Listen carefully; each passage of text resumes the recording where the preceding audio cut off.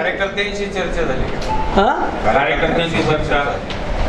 आता तेच साहेबांना माहिती आहे. काही आमदार आणि काही माजी आमदार येणार आहे का भाजप? ते मला सांगता येणार नाही. साहेबांनी पत्रकार परिषदेमध्ये सगळ्यांना सांगितलंय, मी कोणालाही फोन केला नाही आणि मी कोणाला सांगितलं नाही. आमचं स्पष्ट मत आहे, ज्यांना साहेबांसोबत जुडणार आहे ते जुडतात, ज्यांना नाही यायचं तरी साहेबांनी सांगितलं तुम्ही राहा तुमच्या काँग्रेस बरोबर, आमचं काही म्हणणं नाही. हा साहेबांचा व्यक्ती निर्णय होता.